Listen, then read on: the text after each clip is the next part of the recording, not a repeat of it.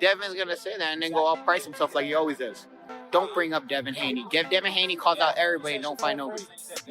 But you lined up. And on top of that,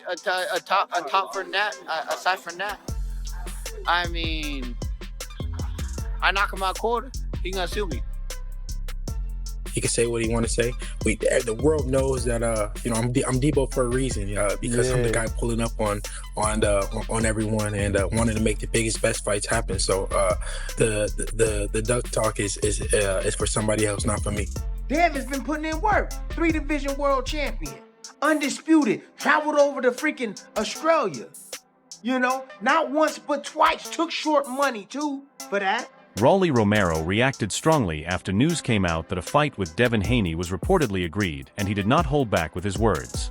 Rolly says Haney does a lot of talking but believes that once they get in the ring he will knock him out, and he even joked that Haney might try to sue after it happens. For you, is it something that you like? Can we put a 4x4 ring? 18x18 ring? 18x18, a 4x4, bro. But does it sound, I don't know, are you willing to entertain it a little bit more now, given that he did win and you're in a position now also as well as you're the A side? Are we in a 4x4 ring? Rolando Romero mocked Devin Haney record and said the biggest wins in boxing belong to other fighters, and he believes Haney still does not have any truly great victories on his resume. Devin Haney has the best wins in boxing. He has that win in Mexico that they raised up the opponent's hand. He has that win against Ryan Garcia.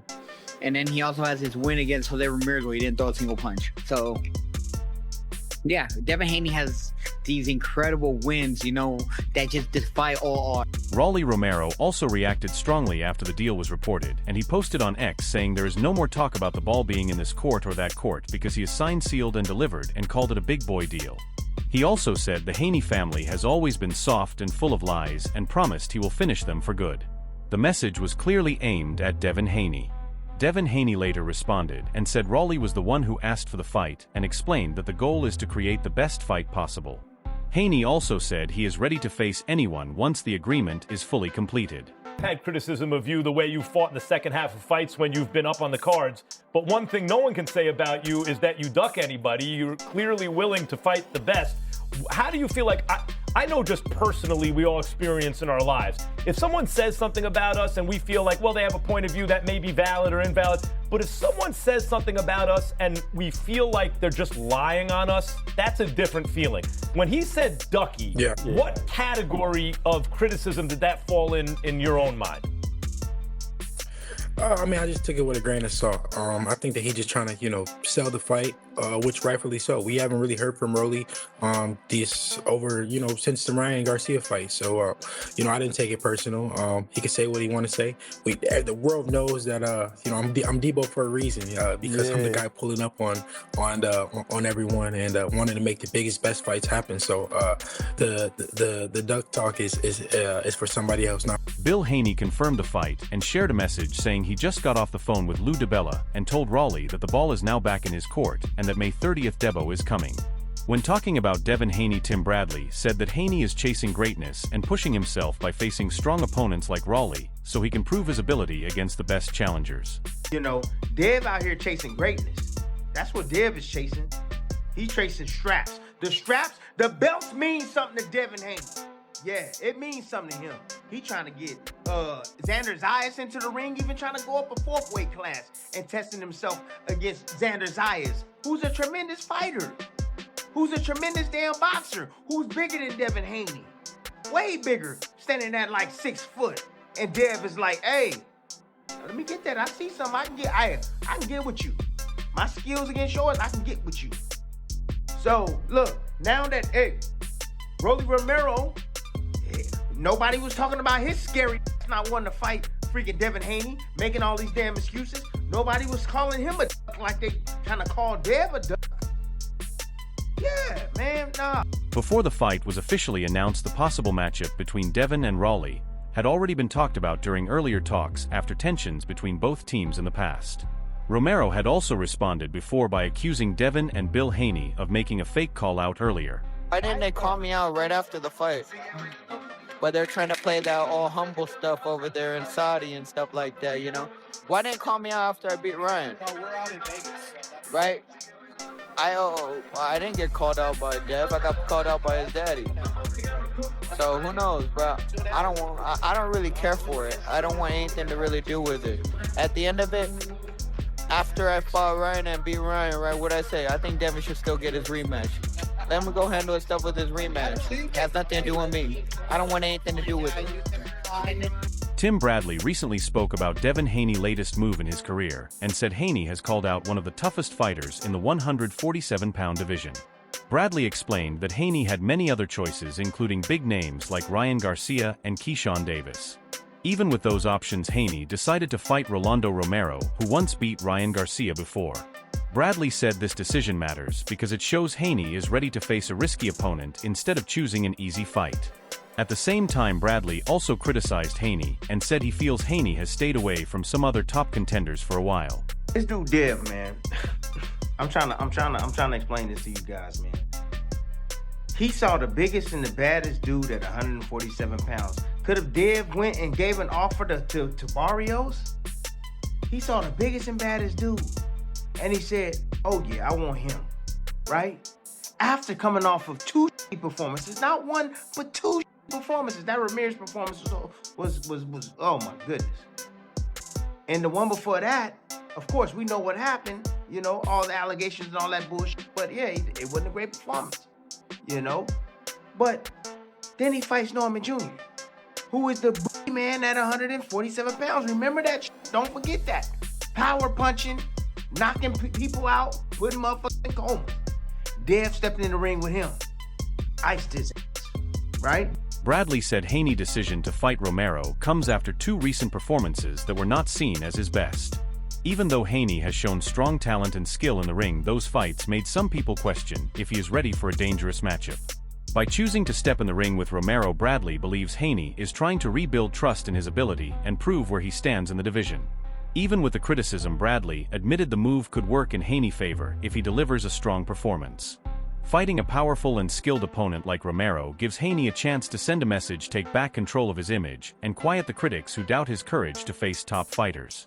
Bradley believes this fight could become a major moment in Haney's career, either leading him forward or causing problems for his future. A guy who Ryan Garcia lost to.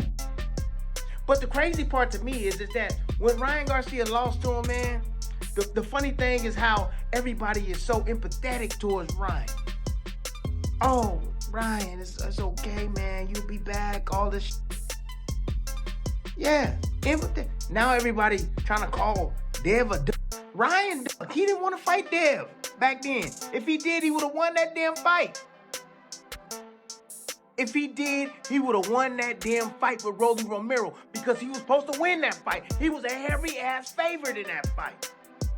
But he didn't because he didn't want to fight Dev. He didn't want to fight Dev then, but ain't nobody talking about that. They just say, oh, he had an off night. You know, his soul was tampered with and all this bullshit. Greg Hackett recently gave his honest view on the expected Devin Haney versus Rolando Romero fight talks and said that Rolly fight is likely to take place before any rematch with Ryan Garcia. Greg explained that this matchup is becoming one of the most exciting fights in the division right now. He believes Devin Haney will have to show his best skills in the ring, especially using a strong jab and sharp timing if he wants to control Romero. Rolando Romero is not an easy opponent because his power speed and unusual style make him a serious threat for any fighter around the 135 and 147-pound divisions. Hackett also said the current timing of the negotiations makes this fight more likely to happen before a possible second fight with Ryan Garcia. Rolly is saying, like, if you don't fight me, you're... Right. What you think of that? I mean, it's chess. At the same time, that's a great fight. Rolly coming off a good performance versus Ryan Garcia. Devin Haney lost to Ryan Garcia initially, but that would be like a good little triangle situation. You know what I'm saying? I like that fight. If they do fight, I wouldn't be mad at it. Right. May 30th, Barclays, New York. Perfect time. New York is the perfect spot. All I gotta do is ride up the road. You know what I'm saying? Yeah. Good joint. Who wins? I don't know, because we looking at a better Rolly. Rolly being better with his patience, better with his jab, and we know he's a big puncher. Devin Haney is a hell of a boxer, but can he stay away from Rolly all night? While fans have been excited about Devin Haney facing Ryan Garcia, Greg points out that the Romero fight is progressing more quickly toward becoming real. Haney has the talent and discipline, but Romero's aggression and knockout ability mean careful preparation is crucial. Greg emphasized that this fight is strategically important for Haney's career. To protect his reputation and keep moving up the rankings, Haney must enter the fight with focus, precision, and confidence. This matchup could shape the next chapter for both fighters, and with Romero determined to make an impact, the stakes are high. What does Devin Haney need to do in a fight like Rolly? He's a big puncher. He's an athletic kid. And you've had problems with that, but you've also had success against that. So which version of Dev is the best Dev to go against that style? Just coming out there with a dominant jab, offsetting his timing with your movement, the feints, and being confident in your shots.